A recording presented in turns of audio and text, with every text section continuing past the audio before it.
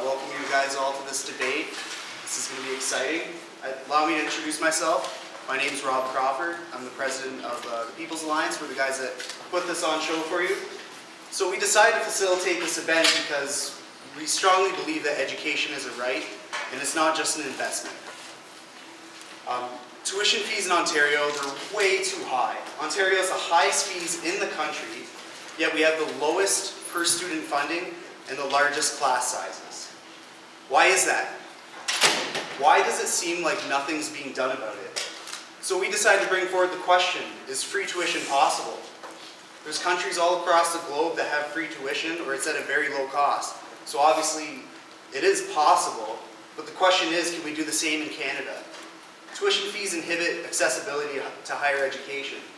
How is it fair that those from lower income backgrounds have to take on a greater burden of debt just to get an education? The People's Alliance has a vision. That vision is to unite the students of Ontario against tuition fees. And our mission is to mobilize students. And that's why we're here today, because the only way to do it is to educate you guys so you can make your own informed decisions. We're not telling you how to think. That's for you to decide on your own, but you have to get both sides of the story in order to do that. So like us on Facebook, you can learn all about our group. Today we have representatives from the Canadian Federation of Students and the Ontario Undergraduate Alliance to discuss the topic of free education. Each side has prepared a position to a question, and that question is free tuition economically possible in today's Canadian society? Chris? Hey folks, my name is Chris Rudnicki and I'll be your moderator this evening. So just to give you a brief, some information about the format of the debate, we're going to go 8 minutes each side in opening statements, then we're going to go into 8 minutes of each side for rebuttal, then we'll open the floor to questions from the audience, so you folks can ask whatever question you'd like. Whatever question you do ask will be answered by both teams for 2 minutes, and then 2 minutes each. And then we'll wrap up with 4 minutes of closing statement for each side. So that's it. You folks are going to sit right over there, and I'll have times for you, so I'll signal 4, 2, 1, 30 seconds kind of thing. And let's get this started with Toby.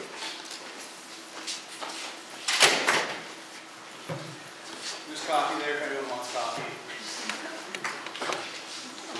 Good afternoon, everyone. First, I want to thank the People's Alliance for organizing this important discussion. These events provide an opportunity to strengthen the student movement in our call for the elimination of tuition fees. As mentioned, my name is Toby Whitfield, and I'm a student at Ryerson University and serve as the Ontario National Executive Representative with the Canadian Federation of Students.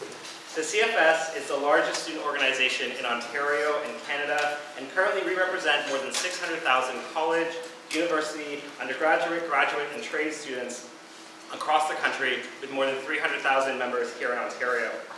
In 1981, students formed our federation to unite students to advance our common goals, including to achieve our ultimate goal, a system of post-secondary education that is accessible to all. More than 30 years later, students can be proud of the many victories we've achieved by working together, whether that's Canada's first national system of needs-based grants, to achieving student loan reforms, or eliminating GST off of tuition fees, or more recently winning tuition fee freezes here in Ontario, and making education such a big priority in the recent provincial election that we saw the government invest millions of dollars into an, although problematic, 30% off grant program. But of course, there's still so much more work to be done. There are many ways to start a debate on the question of eliminating tuition fees. What I won't do is say that post-secondary education is solely an impersonal investment that pays dividends to the tunes of millions. What I won't do is say that tuition fees should just be frozen, as if to suggest that 71% increases over the last 7 years are acceptable to students. What I won't do is say that increasing tuition fees by inflation is acceptable, as if to ignore the reality that tuition fees have far outpaced inflation year over year over year over year. What I won't do is say that fees aren't a barrier, since enrollment is on the rise. What I won't do is say that massive student loans somehow make students work harder because they appreciate what they're getting into. No, I won't say these things because these are the arguments put forward by our university administrators and by government and by those that are out of touch with Ontario students and their families, and are used to justify fee increases, funding cuts, and increased reliance on student loans. Instead, as a student and as a student representative of students across the province and the country, the only real answer to the question is free education in Canada economically possible is an unqualified and categorical yes. Moving towards free or fully publicly funded post-secondary education isn't just possible, but it's necessary to ensure post-secondary education is accessible to all. In my opening remarks, I'll address three areas. Firstly, the current context in which we find ourselves and the entire post-secondary education system here in the province. Secondly, some realistic solutions to where government can find funding to fund the elimination of tuition fees. And third, why tuition fees continue to increase here in Ontario. I don't need to tell you all that students in Ontario, you and I, currently pay the highest tuition fees in the country. Over the last 7 years, under the government's Reaching Higher plan, we've seen tuition fees increase by up to 71%.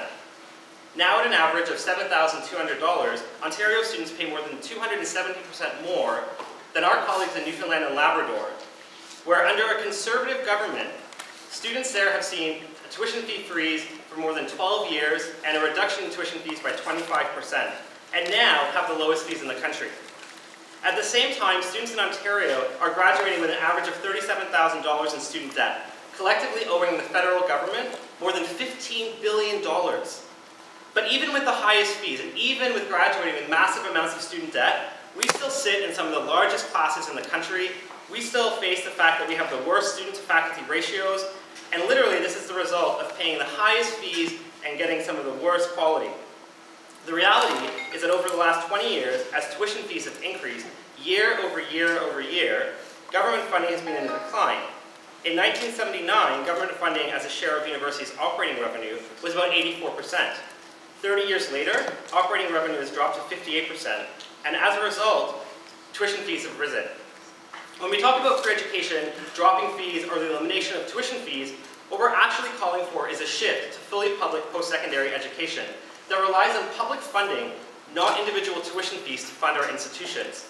This model recognizes the important role post-secondary education plays in our society, whether being the great equalizer for students from all walks of life, supporting our shifting knowledge-based economy, providing retraining opportunities, the list goes on.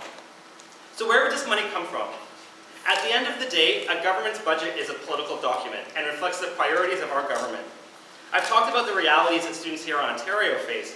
Currently, tuition fee policy is decided provincially, but both governments, provincial or federal, could choose dramatically to increase funding and allow for tuition fee reductions.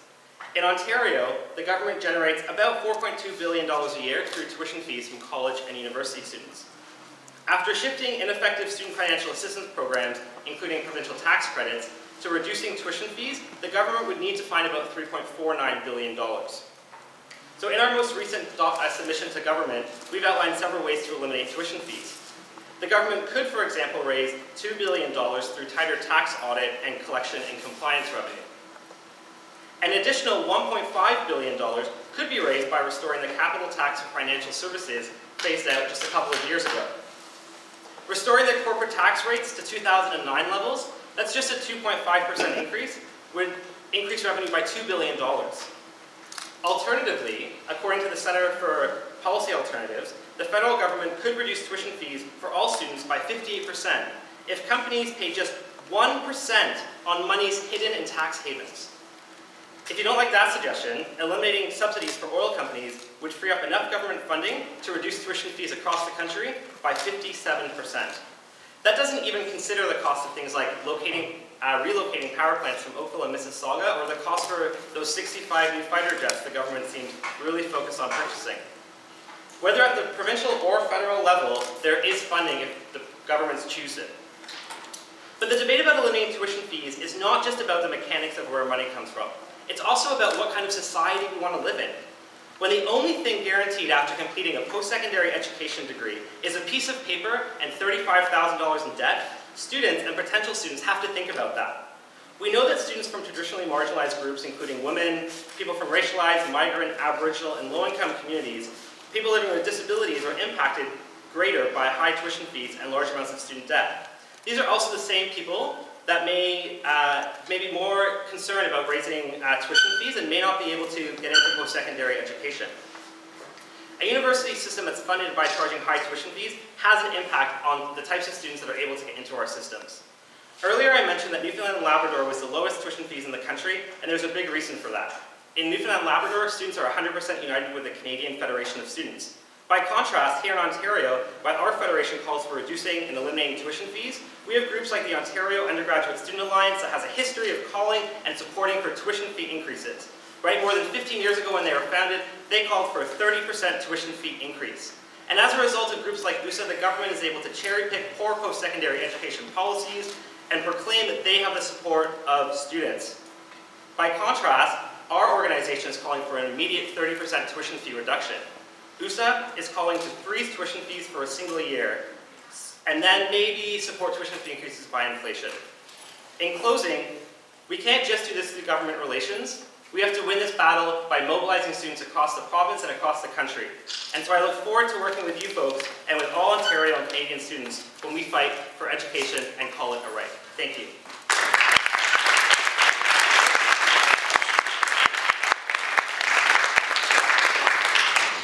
All right, good evening everyone, or afternoon-ish, evening almost. My name is Chris Martin. I'm the Director of Research of the Ontario Undergraduate Student Alliance. And we are a group that represents 155,000 students across the province of Ontario. We have 9 member associations at 8 universities. And I'd like to thank Toby for raising many of the issues that he did.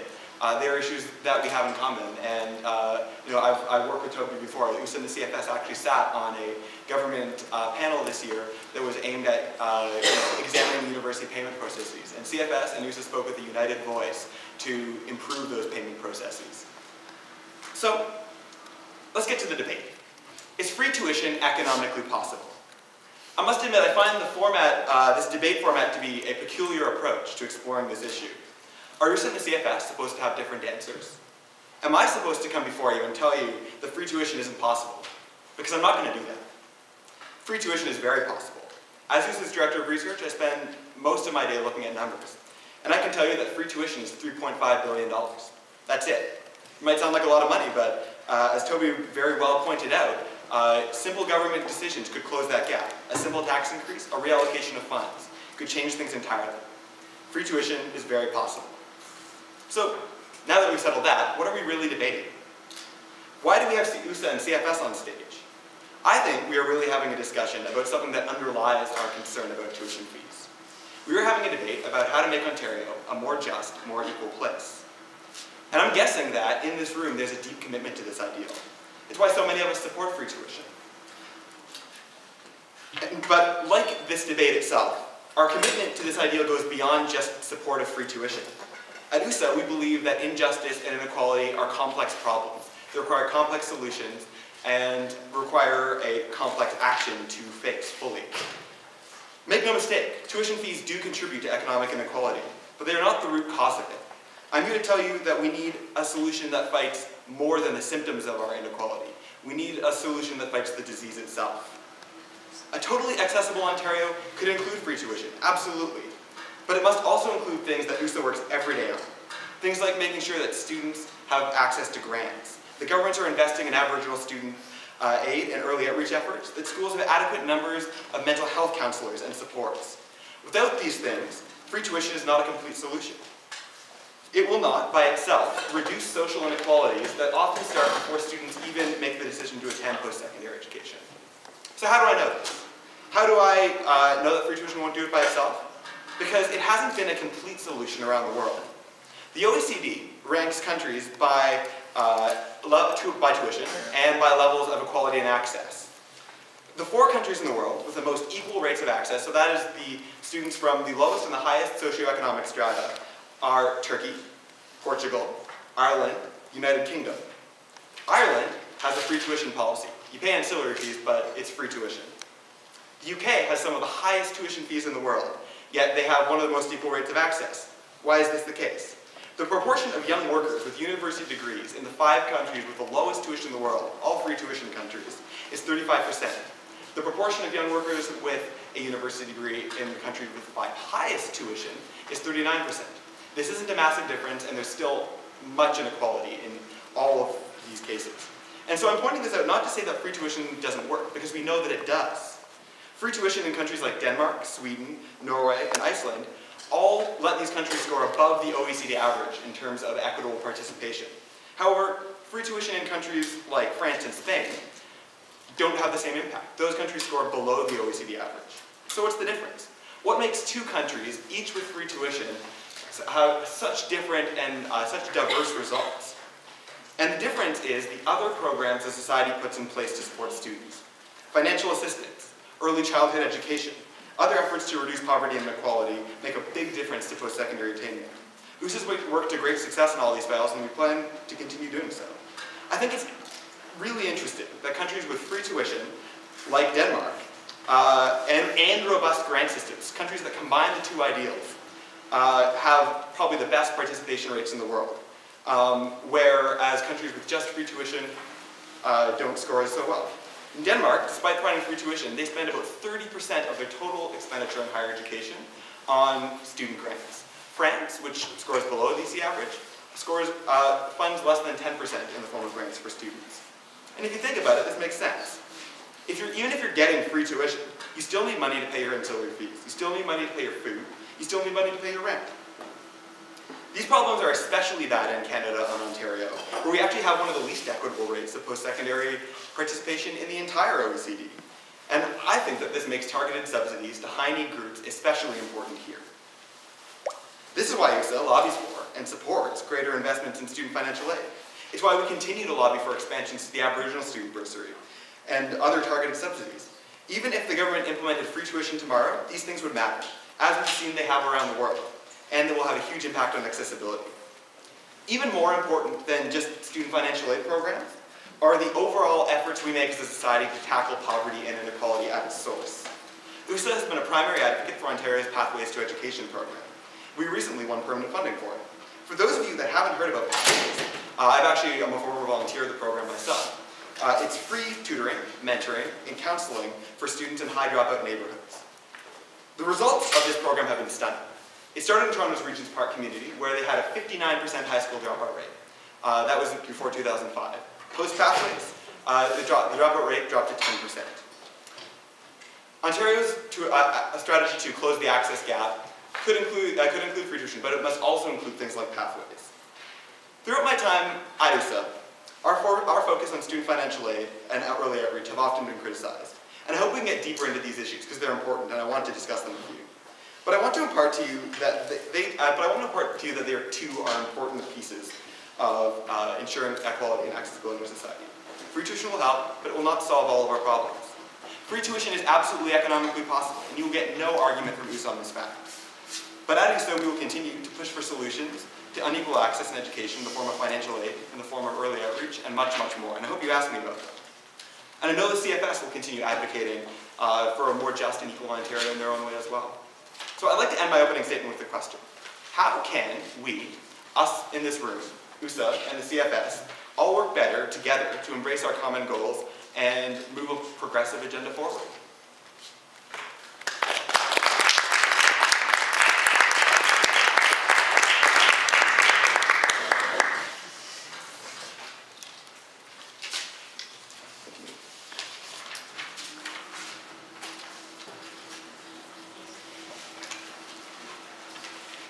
Thanks very much.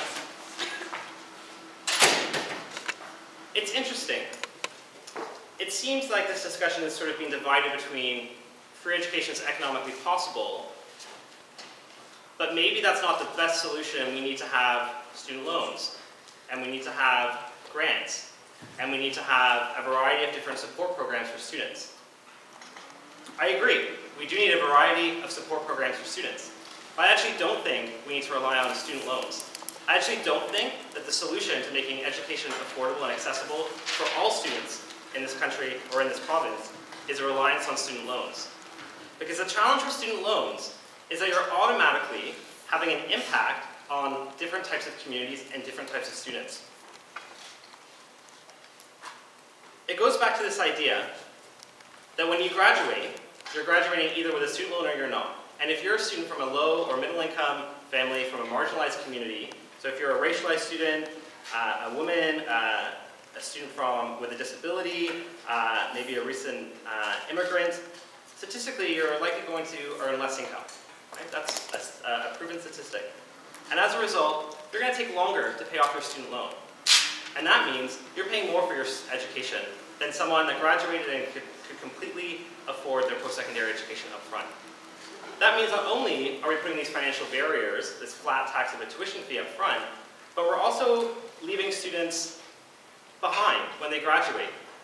If you graduate with $37,000 in this province, you're going to be paying that student loan off for 10 years, and when you're done, you just paid $10,000 extra in student loans, interest. That's not the sort of Ontario that I think is equitable.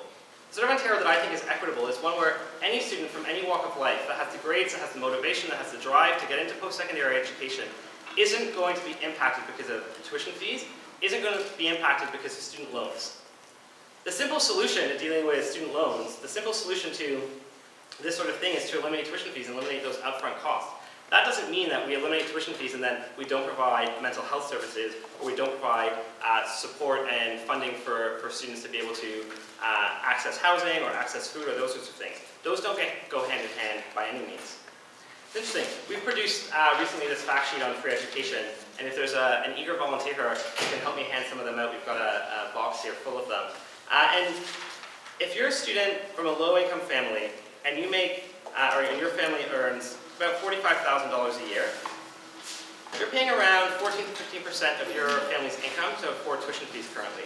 If you're a student from a family that earns $120,000 a year, your share of your income is around 6 to 7%. So this flat tax has this massive impact on families, on students, and all sorts of things. But I agree. There's more than just tuition fees, right? We can absolutely make the economic argument, and we do make the economic argument on a daily basis. The reality, and the reason why tuition fees continue to go up in this province, is that there's organizations that undermine students' call for reduction and elimination of tuition fees on a very regular basis. Right, in 2010, USA was quoted in a Canada Newswire press release sent out by the Liberal caucus in response to their budget. This was a budget that, while it created 20,000 more spaces in the post-secondary education system, did nothing to address increasing tuition fees and did nothing to address student debt. But the president of USA at the time was quoted saying, "The government has demonstrated once again it understands the importance of higher education in Ontario's social and economic future." Right? These sorts of things undermine students that are calling for a reduction or elimination of tuition fees. Again, in 2011, the government's budget provided nothing to address high tuition fees, to address student loans, some of the biggest issues that students are calling for action on. The Canadian Federation of Students, our organization, put out a press release saying, "Students find no relief in the 2011 Ontario budget." The Ontario Undergraduate Student Alliance, again, was quoted in a Liberal caucus press release issued the day of the budget, in which the president at the time said, "Investing in Ontario's youth is a silver bullet that will ensure the province's long-term prosperity. This is absolutely the right choice, referring to the budget, the right choice for Ontario's future." And yet this budget contained nothing to really address the core issues of underfunding, student debt, and tuition fees. In fact, this was a budget that again allowed tuition fees the following year to increase by up to 8% for some programs. And so we see, over the last 7 years, tuition fees increasing year over year over year, and this organization, while claiming tuition fees are economically, the elimination of tuition fees is economically possible, but yet they support government action and projects that do nothing to actually get to the core issues. And so we find ourselves with an organization that says, on the one hand, we can eliminate tuition fees, sure, the money's there, but we're not going to really put our effort into doing that. Instead, we're going to support things like increasing tuition fees tied to inflation. Right, and I don't need to remind you that when USA was first founded 15 years ago, they were founded on a call to increase tuition fees by 30%.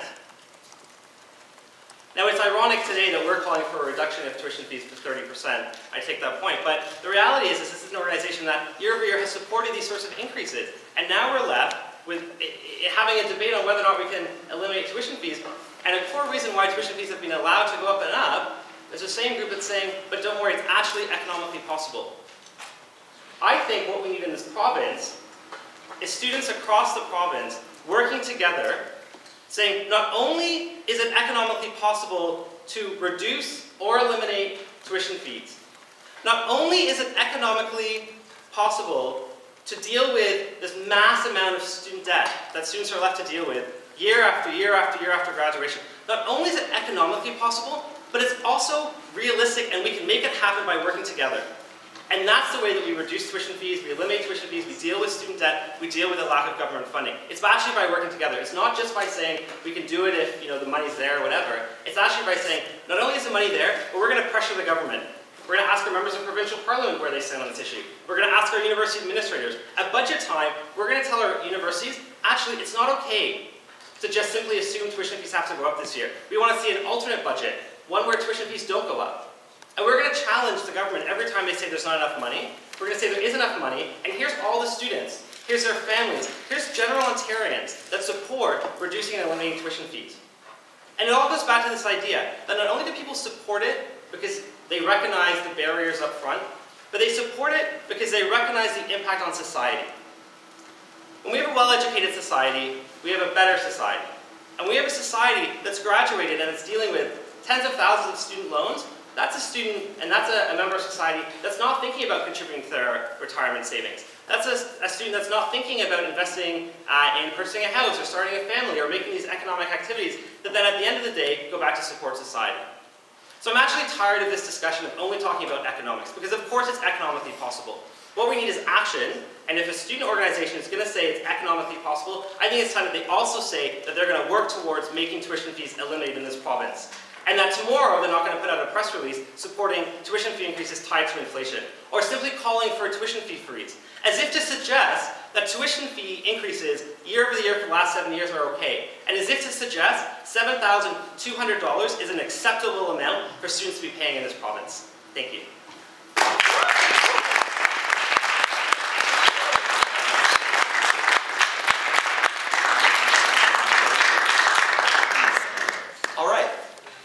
So, I know I'm going to get asked this, and I know it's going to come up. So I'm going to say straight off the bat, USA does not lobby for tuition fee increases. I know some of you, and Toby pointed out, and some of you have seen a document from USA's founding in 1992, when we did lobby for a tuition increase of 30%. In 1992, I was 4 years old. I've changed a lot since I was 4 years old. And today, USA, and USA has too, and today, I don't support tuition fee increases, and neither does USA.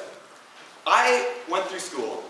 My dad lost his job in my second year, and we didn't know where the money was going to come from. I relied on financial aid, and I have a significant amount of student debt, and I felt the pinch of tuition fee increases. I would not feel comfortable working for an organization that supported tuition fee increases. USA does not, full stop.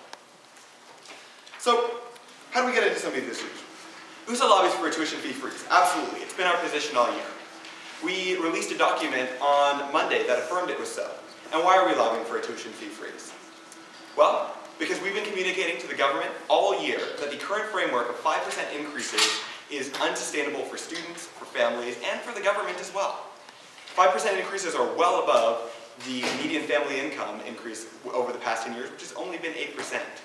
In real terms, family incomes have not increased at all, and the proportion of their budgets that have gone to tuition have increased substantially. And if you want to read up on any of this, it's on our website, it's in our tuition submission. We talk about the negative impact of tuition fees. We're in the same place on this. So, we also talked a little bit about a recommendation for increasing by inflation. And I would like to sort of point out for the record that this is not a recommendation to increase by inflation.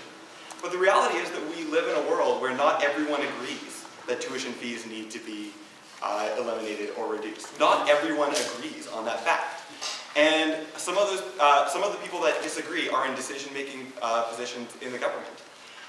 And so, if we as students in Ontario go and say, this framework is hurting students, we would absolutely need tuition fees to be frozen or reduced. What do you think? And we get a response back saying, I'm sorry, there's absolutely no way we're going to do that. It's not on our party's ideology, or it's we don't have the money to do it right now. We don't want to increase funding to universities, and it's just not going to happen. Rather than let students next year pay a further 5% increase until we can get enough support behind our position, we're going to say, all right, but you still have to recognize that students and families are having trouble affording their education, and that your increase is far above inflation. And so, yes, we propose a reasonable limit for tuition fee increases, but the recommendation is as follows, and the wording is important. Should tuition increase, it should be by no more than inflation. USA in no way endorses the government increasing tuition fees. We have recommendations for every scenario, and we know that governments around the world, even in countries, Sweden, just introduced tuition fees. So, you know, like, we live in a world where people disagree on this issue, and I think we have to deal with those facts in a real way. Some of the other issues that were discussed, student loans. I totally agree with almost everything Toby said on student loans. They have an incredibly adverse impact on a student's ability to proceed forward in their lives, to make the investments that drive our economy forward. I know because I'm paying them back right now. And that's why USA pushes so hard for things like the Ontario Student Opportunities Grant, which caps student debt every year at $7,300. It's why we helped push for the Repayment Assistance Program. And not a lot of people know about the Repayment Assistance Program, so I'm going to tell you what it is. If you apply for repayment assistance, the government will pay your interest, and all of your loan repayments will go towards your principal. That way, if you are low income, you're not making a lot of money, you are progressively reducing your debt over time. Low-income students under repayment assistance do not pay more interest. And USA supported and contributed to this plan when it was created, and it's, not enough students are using it. And so I want to come to the last point that was sort of raised, which is, why can we not work together? And I think it's interesting that we talked about it because it was the question that I left my opening statement with. Why can we not work together? And I think if you listen to the content of a lot of the rhetoric that is flying around about USA, we supported a tuition increase of 30%. It's true, but we don't anymore. How can we have a fracturous past in the student movement, and I think we need to sort of come to terms with that and move on and work on issues we agree with. I mentioned at the beginning, I started off this year, last summer, students, both from USA and the CFS, raised an issue with the government saying, tuition is a huge problem, but it's not just tuition itself, it's how students are asked to pay tuition. We're asked to pay ancillary fees, we're asked to pay deferral fees, those fees go up.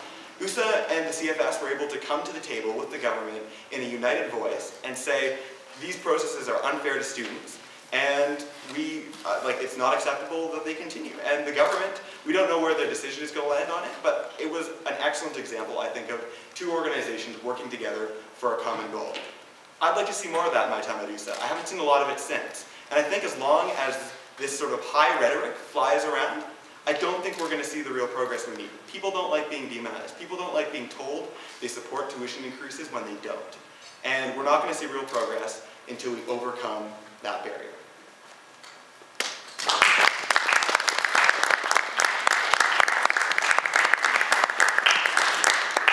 Alrighty, thank you both speakers for your insightful comments. Very interesting start to this debate. So we're going to move into questions now. Unfortunately, we only have the one mic, so I'm going to ask that if you have a question, just speak loudly, and I'll repeat sort of the gist of the question so that we have the benefit of the camera for posterity, and then we'll go, each team will get to have 2 minutes of response to that question. So, who is first? Who has a question you'd like to ask? Yeah, Thea. This is for both organizations. What are 3 initiatives that your organization has taken on to further the objective of lower fees for students? All right, so for the camera, what are 3 objectives that the organization has taken on to lower fees for students? And if you guys just come up to the mic to speak. Great. Can people hear me if I speak from the mic? Great, okay. So, the Canadian Federation of Students has a proud history of working to reduce tuition fees in this province and actually across the country. We could probably spend weeks talking about the history of our organization and some of the campaigns and lobbying work that we've undertaken. I'll just talk about this current year. So in the fall, the government was talking about re-envisioning post-secondary education. Our organization traveled campus to campus and held a series of roundtables and produced a document entitled Student Vision. And it outlined a variety of different ways government could take action to make education more affordable in the province. At the same time, we, across the province and at our member locals, collected petitions and materials from government calling on them to protect public post-secondary education, saying that we needed to see a change in this province. calling on action on tuition fees, on student debt, on a variety of different issues. At the same time, we've been working to lobby government directly. So next week, we'll be meeting with members of provincial parliament, for example, where we're going to be putting forward our document changing priorities. In it, it outlines very clearly the need to reduce tuition fees immediately in the next 3 years by 30%, and then provides a whole wide variety of ways government could actually eliminate tuition fees, which of course is our ultimate goal. Folks will also know that this isn't just enough, but we also need to be mobilizing our members. Last year, I participated in a National Day of Action on February 1st, which had a series of build-up actions towards that, where we saw students all across the country working towards a common goal of putting pressure on provincial and federal government to take action on post-secondary education. And so whether it's producing research and fact sheets, whether it's mobilizing our members, whether it's meeting with members of parliament and provincial parliament directly, we lobby on all of these different issues and do all of this work at sort of all at the same time. Thank you. This has been a really, really interesting year for student fees. Not only is the tuition framework being renegotiated, and both USA and CFS have done some great work making sure the government hears our perspective on it. So I'd say the tuition fee framework has been top of our priority. We want to make sure that 5% increases don't continue in the future. And you know, there's, I think the minister came out in the paper about a week ago, or 2 weeks ago, and said that his head wasn't in the space where he wanted to continue that 5% framework, citing affordability concerns for family and students. So we don't know what that means yet, but we do know that the 5% framework is not going to continue. Student advocacy worked. Another issue that USA actually has done a lot of work on historically is ancillary fees, those fees that you pay that aren't tuition necessarily. One of USA's first victories in its founding was the creation of an ancillary fee protocol that put control of ancillary fees in the hands of student governments. In 2010, we noticed that a few schools were charging online and distance education fees, and this school was McMaster, which they thought broke the rules of the agreement. They don't think that these schools should be allowed to charge fees. USA sent a letter to the ministry. The ministry sent a letter to all institutions saying, actually no, these fees aren't allowed, you can't charge them, you have to return them to students. Now, enforcement under the ministry's policies is not what I call great. So it required individual student action at each of our schools to try and confront these fees. And we saw this happen in an amazing way at Windsor this year, where fees were returned to students. And I think it's really important to recognize and note students for that collective advocacy, because that, and the basis of that advocacy, which was the government saying, students bring that concern to the attention of the government, and then the government responding and saying, actually, yeah, no, that's not a legit fee, you shouldn't charge that. And the final issue that I think we raised, and I'm really hoping we see action on this year, and hopefully soon, are deferral fees. Do you know that if you don't pay your tuition by your school's payment deadline by a certain time, you're actually charged a fee for that? We didn't either for a long time, but when we found it out, we definitely raised it as a concern. I think over the past year, we've gotten a lot of interest from government in this. When you think about it, oftentimes the students that can't pay by the deadline are students who are getting OSAP. So why are do institutions charge students who are on OSAP and who obviously have financial need extra fees? We got a lot of interest. We don't know exactly what's going to happen with this yet, but it's been one of our main points this year that we've tried to drive home. Thank you. Yes, thanks very much. Next question. Yeah, back there. Two-part question. Has your organization ever sued a student or campus for trying to leave your organization? And if so, how much does that cost your organization every year? To my knowledge, no. That's never happened in USA's history. Our philosophy is easy in, easy out. I know there's a referendum happening at Windsor right now. If Windsor students choose to leave, then USA will respect their choice. Yeah, the Canadian Federation of Students also has never sued a member organization. What we have done often is taken government to court. We launched a class action lawsuit around ancillary fees not so long ago. We were in the Supreme Court of Canada not too long ago advocating for action around copyright and fair copyright. But we've never started litigation or filed litigation against a member local. If folks decide not to follow democratic processes and sue the Federation, then of course we defend ourselves. Thank you. Next question. Yeah, back there. Last year was the first year of austerity budgets in Canada, including in Ontario. $2 billion was taken out of public schools, $5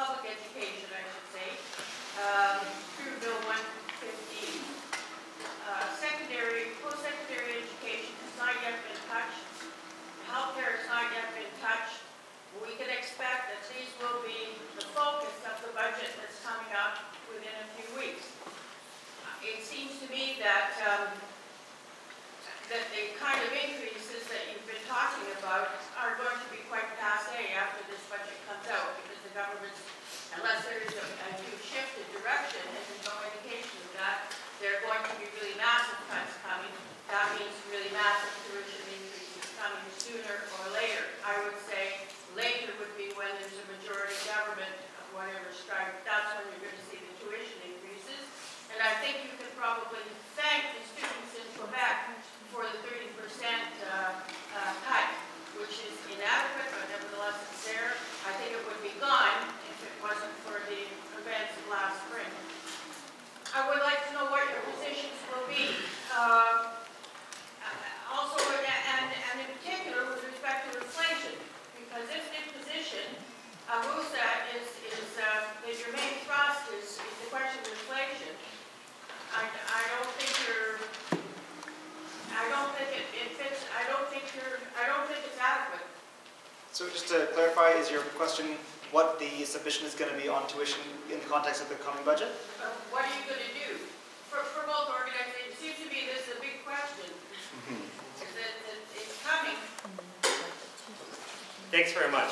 I think in general, whether it's at the federal or provincial level, whether it's here in Ontario or all across the country, our organization works with a variety of coalition partners to push back against austerity measures and to recognize the need for investment into public services. And we're proud history of working with public sector and working to defend good jobs and working to defend public services.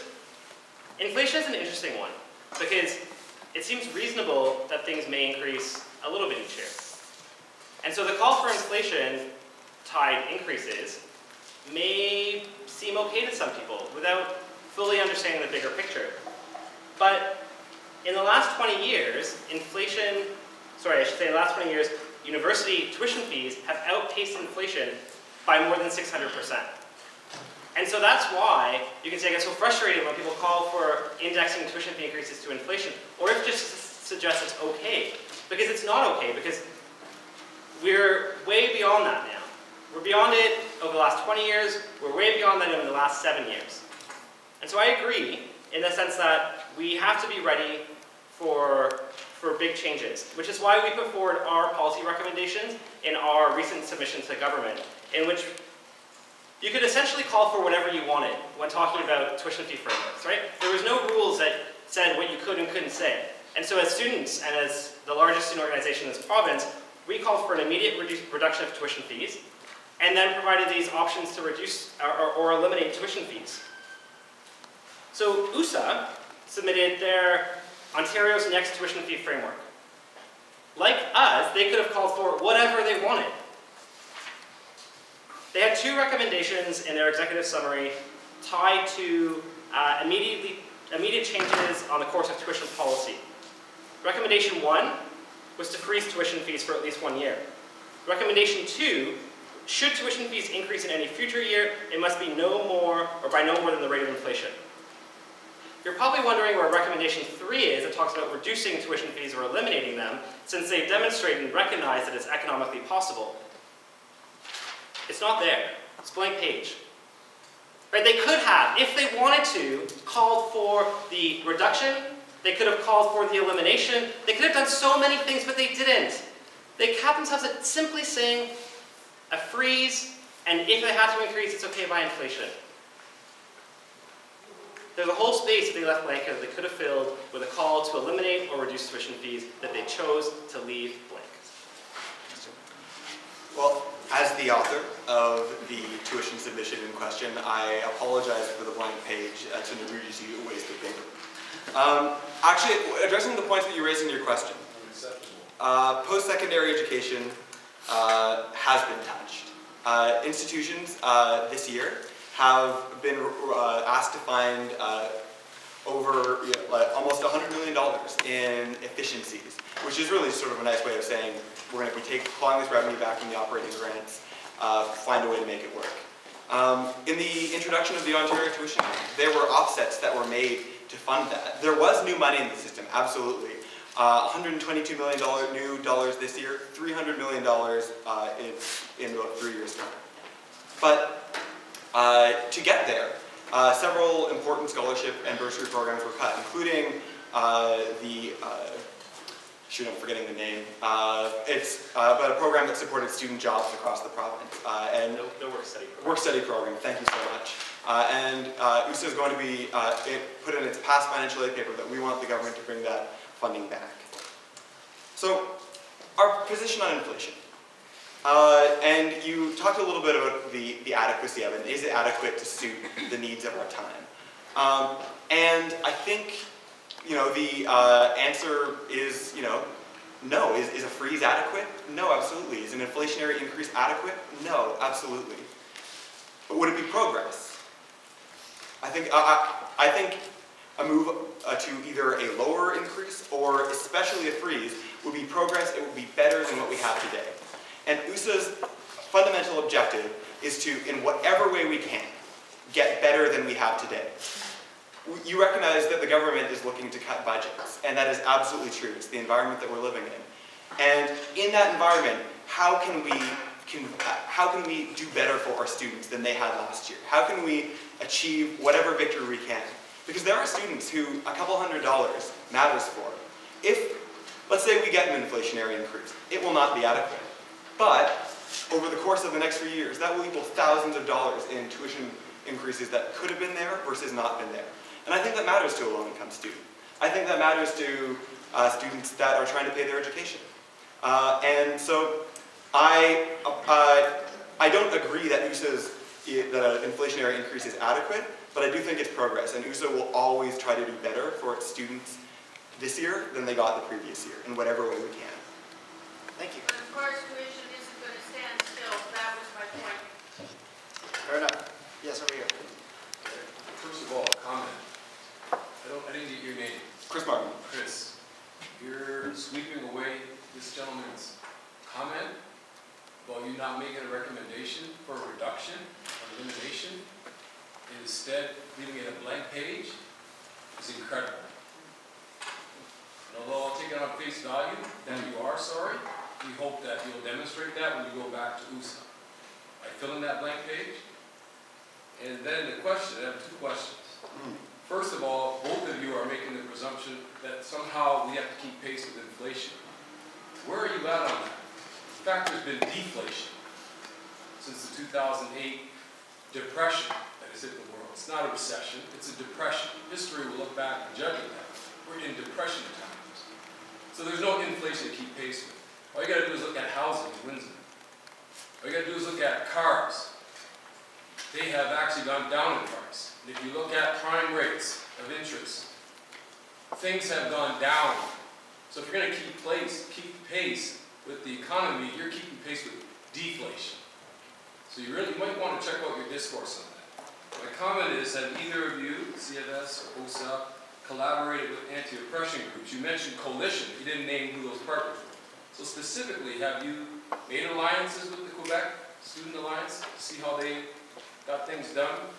Have you made alliances with the Occupy groups? Have you made alliances with I don't know more groups? Have you made alliances with CAW human rights groups? So let's discuss who your coalition of alliances are with. And then secondly,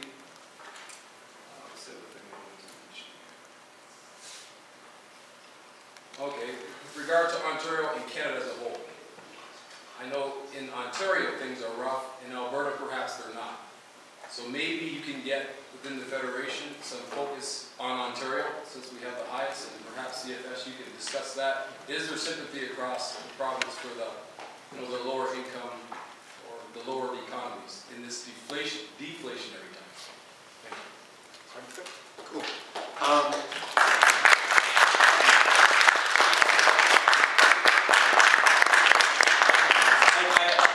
I take your point absolutely. And anyone who my sort of initial comment was sort of meant to sort of fill time while I sort of collected my thoughts to give a thoughtful response. So I apologize to anyone in the room who was not pleased with that. On inflation, absolutely, we're looking at inflation as the consumer price index, which there are absolutely home values in Ontario are sagging. There are certain goods in the consumer price index, the sort of basket of goods that is used to sort of measure inflation, that are decreasing in our society. But overall, consumer inflation has been increasing. Now this year, it's not increasing by much. This year it increased by 0.8%. So inflation is low by historical standards, but I would have to disagree with you and say that inflation does exist in our society. But it's interesting and applied to a university setting, and I want to complicate our understanding of inflation. Because university isn't just any sort of basket of goods. It's a specific environment where there are costs and there are things that you have to pay for. And one of the arguments that we have been making in favor of trying to get the government to pay some more attention to tuition is what are these costs that are increasing at universities? Can we take a critical eye to them? Can we look at them? Are they things that universities necessarily need to be spending money on? If we're need to pinch our budgets, then we should look at all budgets. So that has been a side of our argument as well. In terms of anti-oppression groups, we I can't sort of speak of any formal partnerships, at least in the last 3 years, and my institutional memory is short on this, so I apologize for that. We have 2 policy papers I can speak of. Our Aboriginal students policy paper and our students with disabilities policy paper that all call for anti-oppression training and greater awareness of anti-oppression across our campuses, for any professor that teaches students, for anyone that interacts with students. So, I mean, it is absolutely something that USA would support and stand behind. And if I would love to talk to you afterwards and find out more about what you're sort of getting at. Thanks. I want to take a moment just to make sure that I was clear when talking about inflation, because our organization does not support tuition fee increases tied to inflation. Merely what we were saying is that actually using that argument is so flawed because over the last 20 years, tuition fees have outpaced inflation by more than 600%. So I just want to make sure we don't support tuition fee increases tied to inflation or not.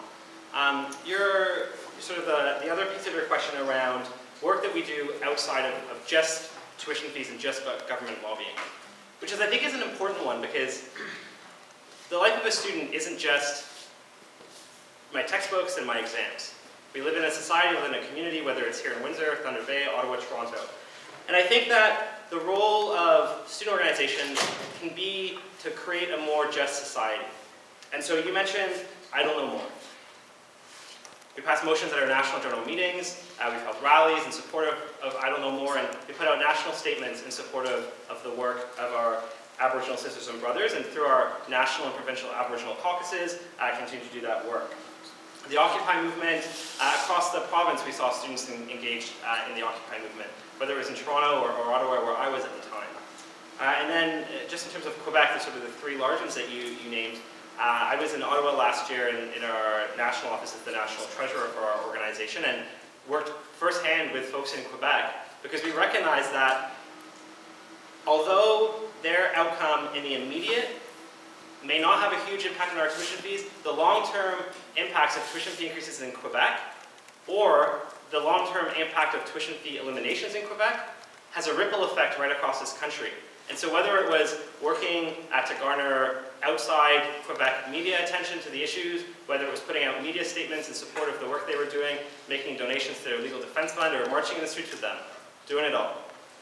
In terms of beyond those 3, I think it's so important that students are working with labor and solidarity and coalition partners.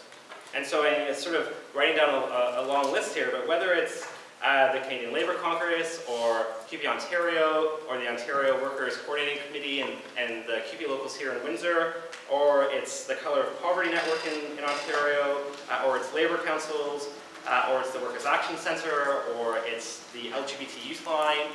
There are so many different organizations that we find common struggles with, that we work with, to put forward changes to society, but also to tie back into tuition fees. Because actually, all of these groups also have a vested interest in tuition fees, because if tuition fees are high, many of these marginalized groups are also going to experience higher costs through student loans that then pay back over longer periods of time.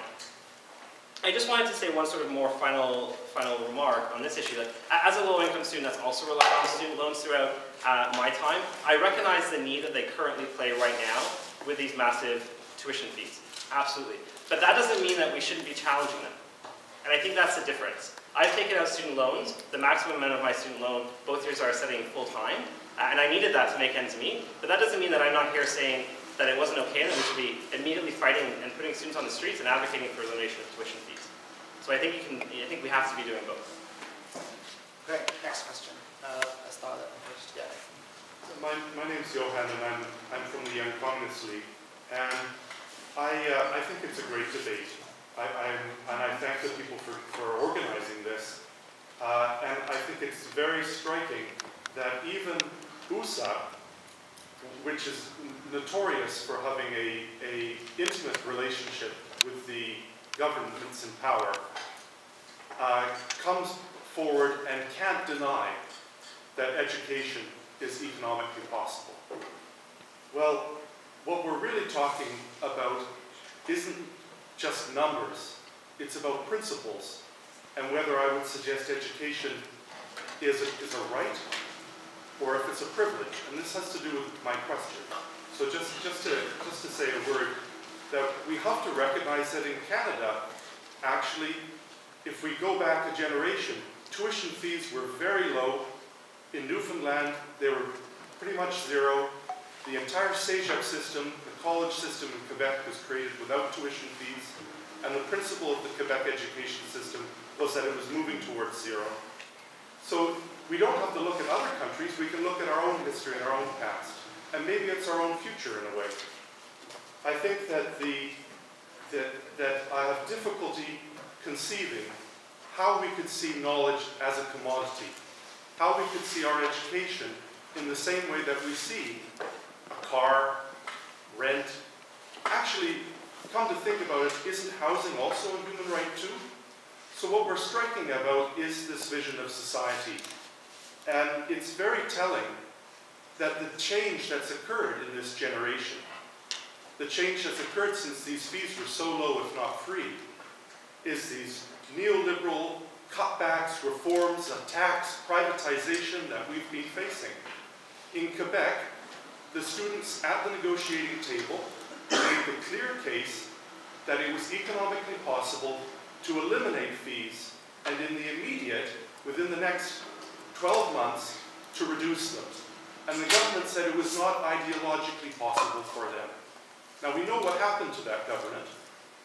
The anger and the pressure of the people was taken to bear, and they're not there anymore. I heard your examples around the world about other countries that have low fees, but I have yet to find an example around the world where people have won social progress, equality, dignity on their knees by begging, which is a polite term for lobbying, isn't it now? No. I think that the key thing is that Quebec has shown is the question of uniting and fighting.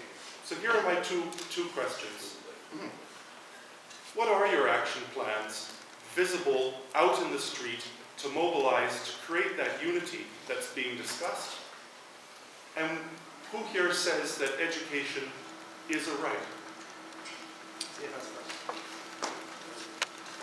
Let me start by saying education is a right, fundamentally, and as I started with my opening, education isn't just economically, it's not just economically possible to eliminate tuition fees, it's so important for a just and equitable society. In terms of our action plan, I'll focus here on Ontario. It varies across the country, as you can imagine. We're focused on identifying local issues on campuses that students can mobilize and work towards. So at Ryerson University, if the issue is, as it is there, funding cuts, program cuts, departmental cuts, all those sorts of things. Let's get students mobilizing on those issues on the campus. Let's get students all across the province, mobilizing on other issues of importance on their campuses. And at the same time, let's identify similarities all across the province. So whether it's at Ryerson, where students are dealing with budget cuts and fee increases year over year, or whether it's at another campus where they're dealing with layoffs to important departments or whatever the case, all of these things we recognize have a larger common goal, which is around government underfunding. And so let's focus on the local issues, and then as a province, let's work on a provincial level at the same time, because as we learned from folks in Quebec, the way to get folks involved is to connect them with the issues and to show them the impacts. It's not just good enough, and from what we hear in Quebec, it's not just good enough to put out a blanket statement, but it's to really show folks that they can make change at the local level and to get mobilizing happening on a local issue. I wanted to go back and give an example in Newfoundland and Labrador. Because in Newfoundland and Labrador, they've had a really interesting history where they were able to, in 1999, freeze tuition fees. Right? I mentioned that in Newfoundland and Labrador, every single student there is a member of the Canadian Federation of Students.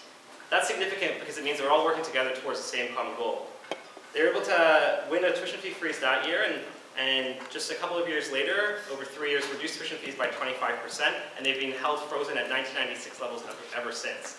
Right? And so it's by working together, by focusing on local issues, by uniting at the provincial level, and then, by the provinces uniting at the federal level, that we're going to make change.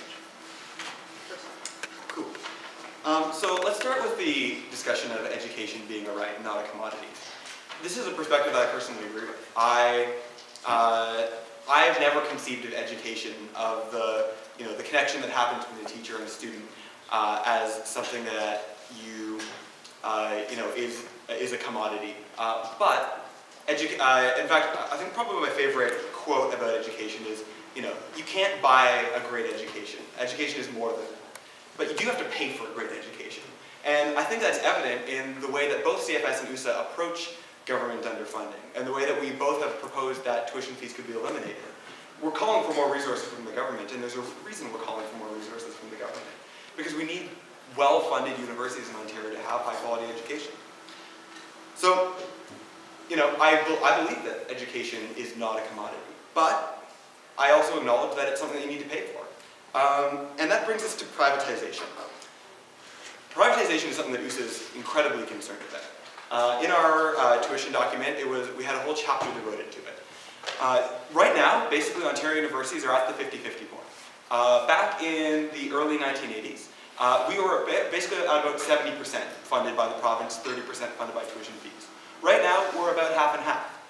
And the further and further that we go over that line, the easier it would be for a university to say, you know what? Government, too much oversight, too much regulation, too much hassle.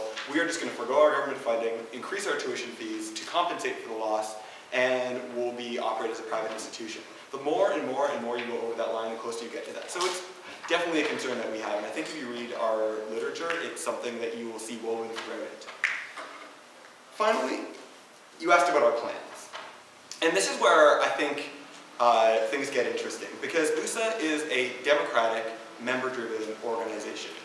I'm a staff member at USA. I have no unilateral decision-making ability for it, and I'm proud to work for students. But it's students that get to dictate my priorities. They dictate what I devote my time to. And I think it's interesting that we're having this conversation. So, if students were to ask USA to mobilize, we absolutely would, and we have in the past. We did in the 1990s. We are, lost my train of thought here for a second. That's good because we're out of time. Oh, so excellent. Yes, I have a two-part question.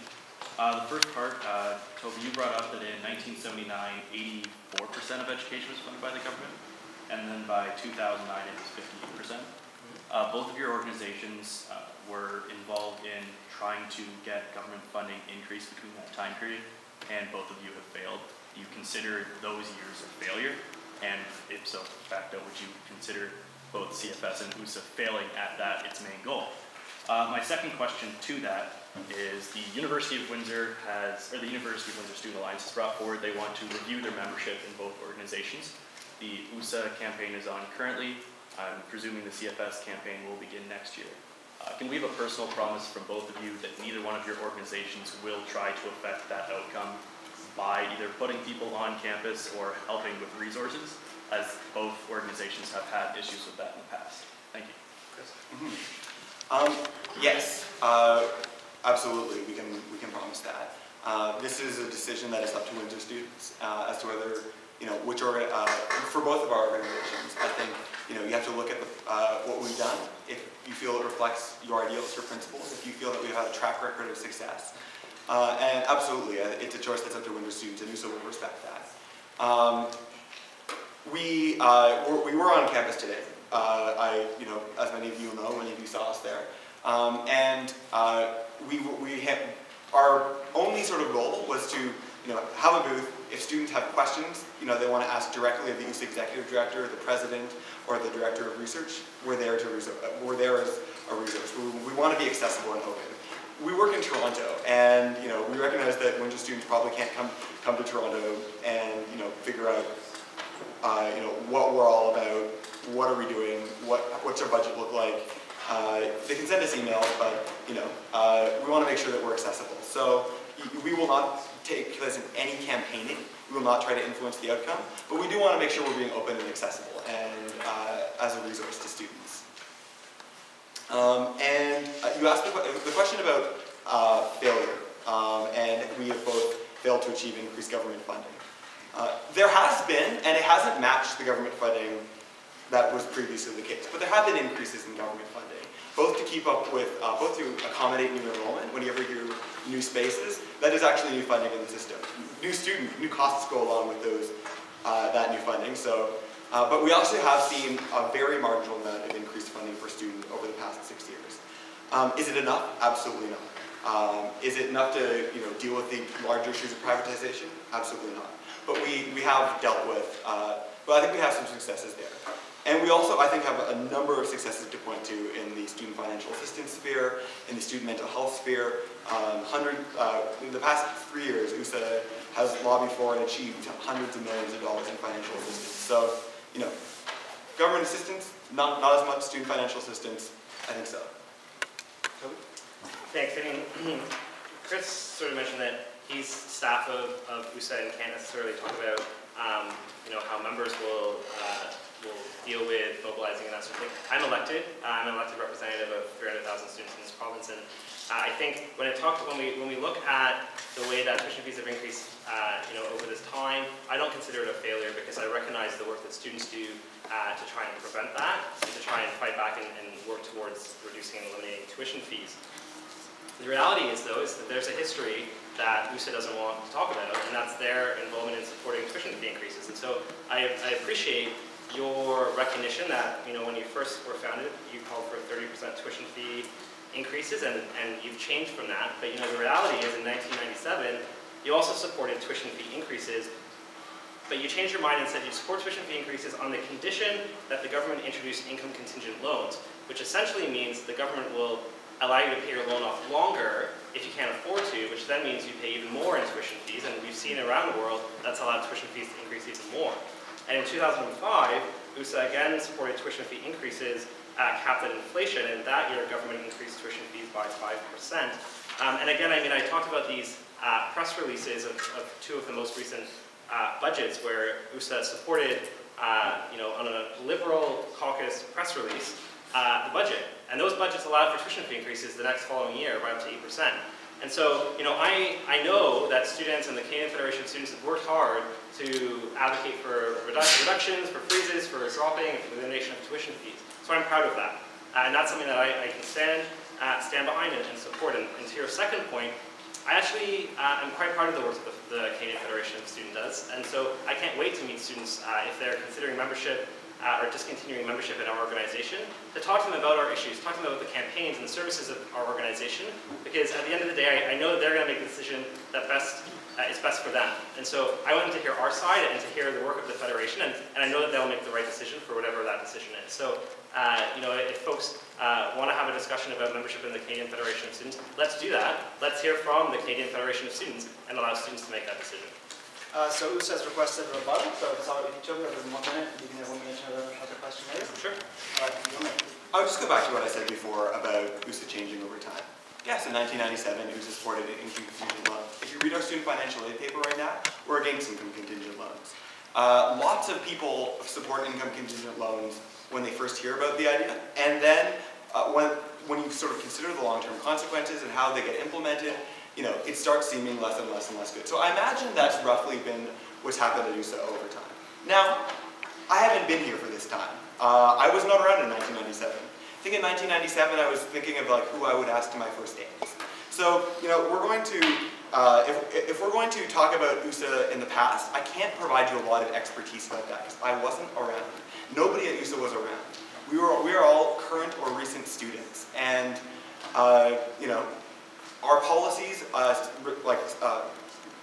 policies have to be renewed every year so that our policy reflects the view of current students. It's a really important principle of our organization. And also, pointing out past successes or past failures of USA, planting them as the current failures of USA, doesn't strike me as a great way to get our two organizations working together. And 1 more minute now. I'll just take my 1 minute to rebut. I mean, it's pretty clear, whether it's in 1997 or 1994 or this year, that USA hasn't been calling for the elimination or made meaningful calls for the reduction of tuition fees. I mean, I showed you their tuition fee framework where they, I guess, forgot to mention that they supported reductions in tuition fees. I mean, they talk about economic solutions to eliminating tuition fees, but I haven't really seen that written down either. And so it just begs the question, are we hearing one thing today, but are we seeing something else when USA leaves campus? Right? Are we seeing something else in the government documents that they submit? Are we seeing something else in the press releases that they attach their names to? Because when I look through, and I take your point about 1997, and I take your point about 1994, but even to Tuesday, March 29th, 2011 at 5:58 p.m., right? This press release was put out two years ago, in which the president of USA is supporting an Ontario budget that allowed for tuition fees to increase the next year, and that allowed for students to take on more debt the next year. Right? So that's just 2 years ago. Right? I mean, I didn't pull the press release from last year. I wish I had. Maybe it's the same. But this is the reality that we find ourselves in this debate today. Thank you. Okay, we have time for one more question. Let's go right here. Okay, great. The first part of my question is somewhat soapbox. I will not ask for forgiveness for that because I think it's necessary for people to hear people's stories. I attended this university 22 years ago for my first degree. I had no government assistance. I worked part-time, 3 different jobs. And I attended this university as a single parent in 2009 to get my Bachelor of Education. And my daughter attends now the University of Windsor right now. I came back as a single parent. The only reason I had some assistance, I wasn't eligible for OSAP, was because my father, I'm a daughter of an auto worker, was able to have a good retirement and help me and to assist me. I oftentimes had empty fridge. I now work with people on social assistance. I have for 20 years in different settings. I think the only thing we can do is if we are going to be equal is carte blanche. It means you have free range at university. You're offered an education, not whether or not you sit in a certain group or not whether or not you have a certain skin tone. You are offered education and it's free in Ontario. My point is that I work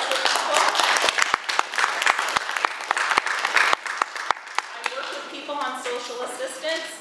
Ontario education is not accessible. As hard as I work for them, as hard as I try to advocate for them, it needs to be free. My question to Toby is, which members of Parliament are you meeting with? Thank you. So I mentioned we're meeting with many members of provincial parliament next week. I don't have the list with me. It's over 50, maybe even more than that at this point, and it's of all different parties. On a regular basis, we meet with the critics of the parties, and we look forward to our first meeting with the new Minister of Training Colleges and Universities. And then, because we recognize that it's not just a provincial issue, we also do the same work at a federal level. And so I was in Ottawa just a couple of months ago in my role as a national executive member, where we met with over 150 members of Parliament in Ottawa and senators to talk about the same sorts of issues. Obviously some of the recommendations are different at a federal level than the provincial level based on what each government is responsible for, but it's important that we're doing both. And I sort of mentioned that it's not just enough to do the lobbying, and this is, I think, a big difference between the organization that I work for and my colleague, is that we don't just do the lobbying, we don't just put forward the research and the recommendations, We also help mobilize students across the province to advance these goals. And so whether it's our Drop Fees campaign or our Poverty Free Ontario campaign or whatever the campaign is, it changes from year to year. And in the same way, our organization is democratic and our members vote on these campaigns and directives. We're mobilizing students, and we're mobilizing their families, and we're mobilizing communities to also push back, because it can't just be won, and it will never just be won by submitting a tuition fee framework policy, and we get that. And so we have to be doing all of it.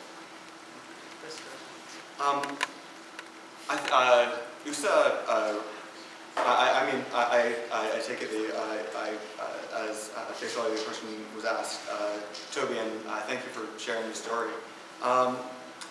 USA shares that principle. Our #1 principle, if you go into our About Us section, is every student in Ontario, every willing and qualified student, should be able to access and excel within Ontario's post-secondary system, and that education should be high quality.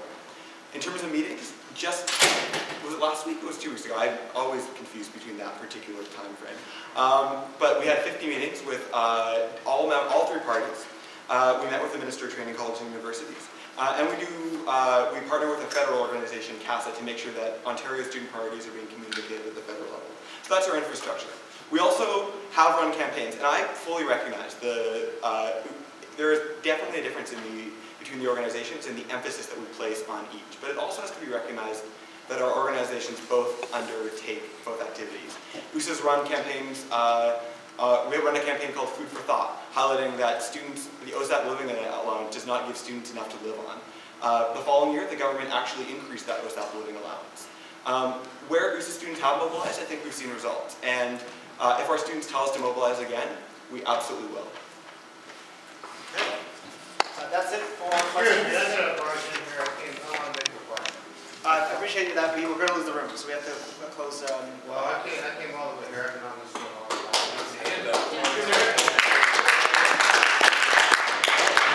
I'm happy to cut my conclusion short by a minute. Yeah. I want to make 2 points. 3 points. 2 minor, 1 major. First of all, there's a camera video man in here. Make sure you record everybody that was that. Who is that? Oh, so he was from CBC. Okay. This gentleman just over here. Okay, I appreciate it. No pictures taken of me, please. Second, why is the University of Western Student Council not in the debate as the secretary? Rob, you want to take that question? What was the question? There's the University of Western Student Council that's supposed to be in the debate. No, it was in the line. Okay. You're probably referring to the president of USA. She's here, so you can probably ask her a question. I thought it was good. Okay, I just wondering. Okay, number 3 is, we got 300,000 students. We got the highest student tuition fees in Canada. It's ridiculous. You know what I mean? Like, it just shows there must be a lot of engagement. First of all, welcome to winter, you guys. I don't want to get out of the case, but lack of engagement and mobilization of the students. We have a lot of users. 300,000 students. Is there a task force, national, provincial, and locally at universities that all coordinate together and communicate for student debt tuition? In terms of a group where every student organization works together under banner organizes together, does that sort of thing. And a formal one that is organized through student governments, no. We have 2 groups. We have USA and the CFS, and I would like to see, in my lifetime, USA and the CFS work closer together and function in that kind of way. You would think what went on in Montreal, that if you guys organize task force at each level, you all got student newspapers and all kinds of communication solely for student debt tuition. First of all, it's the biggest scandal. There's no need to pay any tuition fees or the debt should be totally billions and billions of dollars siphoned out of the banking system through the corporations that could be used for student education. All you have to do is expose the fraud, which is on all the United Nations websites, the World Health Organization, Stats Canada, all the information is there, the fraudulent activity that goes on in Canada. There's no reason that every student should know about this and get mobilized. But you have to have a task force So let me respond in terms of the work of the Federation. The way that we organize is very different from USA. And so we work with local students' unions and local students on campuses across the province to develop campus coalitions and community coalitions with students, with labor workers, with faculty, with community members at large to advance our campaigns work on the ground in a particular community. And then at the provincial level, we bring students together, we bring labor, we bring community organizations at a provincial level together to do similar work, whether it's working on a provincial alternate budget or those sorts of things. At the federal level, we do the same thing. And so whether, just yesterday, the Canadian Centre for Policy Alternatives released its alternate federal budget, which called for so many different ways to think and rethink the way that the government of Canada spends money. The Canadian Federation of Students is the only youth organization that participates in that budget process, and so we work with all of those great organizations at the federal level. The problem is you've got a lot of words that sound great, but you need affirmative action like they did in Montreal. So you need to have groups. Absolutely. And I think the challenge is, each level organizes task forces, commit, and monthly communicate to the newspapers, to the minutes, and have affirmative action, not words. You have to do that. You have 300,000 students just in Ontario. That's a lot of fees, right? You have money to work with. I mean, that should be the first goal, is get the task force. Let's get rid of the debt, and also what take is what Montreal has been a little more pragmatic. Thanks very much for your point. Okay, so we're going to go to closing statements. Thank you very much. So it's 4 minutes from each side. And I think you can kick us off, right? So then we'll move to you to open the closing statements. Absolutely. Well, I'd like to thank all of you for coming tonight and for the People's Alliance for organizing this. This has been, I think, a one-of-a-kind discussion in my time at USA at the very least. Having both student organizations representing all students in Ontario in one room discussing an issue that affects all students. That's important.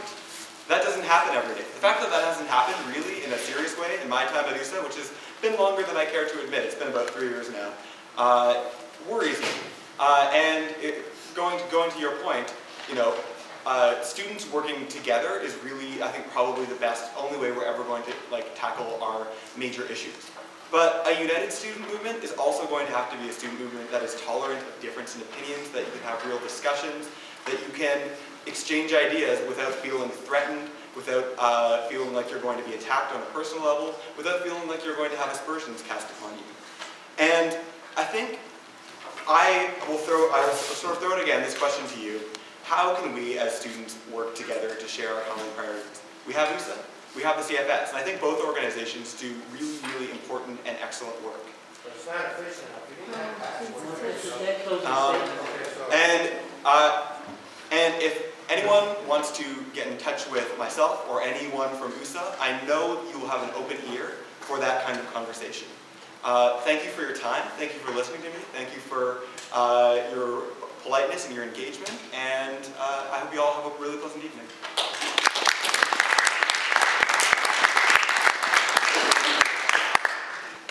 So as I started my opening remarks talking about 30 years ago, students across the country working together to achieve an ultimate goal of affordable, accessible education, i.e. one where students aren't charged tuition fees. One that recognizes that education pays dividends to a society.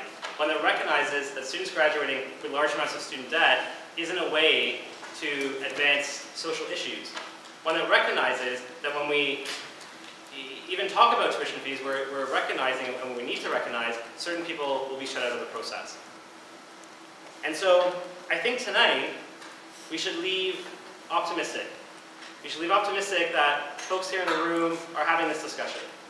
We should leave optimistic that there's a lot of work that we can be doing, but there's also a lot of work that's currently happening. We can also be optimistic that USA now supports the elimination of tuition fees, apparently. And so we can look forward to that being publicly released in a policy paper in days to come. But I think, more importantly, we can leave with a goal in front of us. And that goal is to mobilize students on this campus to advance our call for the elimination of tuition fees. And I'll go back and meet with students from across the province and encourage them to do the same thing.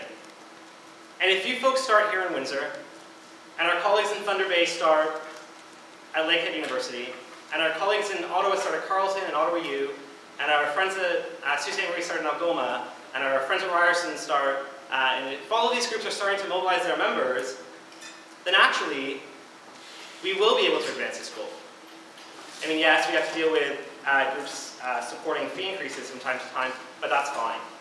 As long as students are focused on working together, and as long as students are focused and united behind a common goal that education is a right, and that tuition fees should be reduced, should be eliminated, and that we should tackle student debt, and the best way to do that is to organize and pressure for more government funding, then we actually can achieve victory. And that's what I'm optimistic that we can do going forward tonight. And so thank you very much for all of your time. I've enjoyed the questions, and for those of you that perhaps weren't able to ask a question, please come and feel free to approach me afterwards. And I do look forward sincerely to working with all of you in this common goal, because it's not one that can be achieved simply by a student in Toronto putting out a media release saying we should reduce tuition fees. It's not one that can simply be achieved by putting out a policy paper or by just hoping that it will happen. It will only happen if we do the mobilizing and we do the organizing from campus to campus to campus. If there's anything we can learn from Quebec is that it takes time. Right? Quebec was given a sort of a 3-year notice that tuition fees were going to increase. What an amazing opportunity to build, and they build so hard and they build so fast to be able to push back against these tuition fee increases. Right? That's the sort of thing we need to be doing. And to the gentleman that sort of talked about the fact that we haven't seen a victory yet. We haven't seen tuition fees being eliminated in the last couple of years. That's true. We've seen a lot of victories. We've seen a lot of things we can be proud of. But just because the government hasn't listened to us yet does not mean that we should stop fighting for what we know is right. Thank you.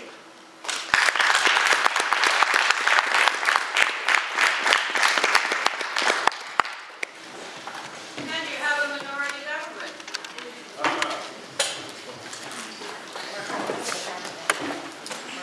I'd like to thank everyone for coming out. This was a lot of fun, I think, so a round of applause for everybody here. Great, thank you.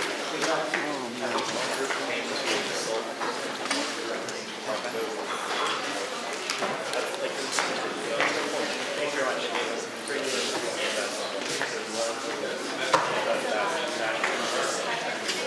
Thanks very much. Where did he take it?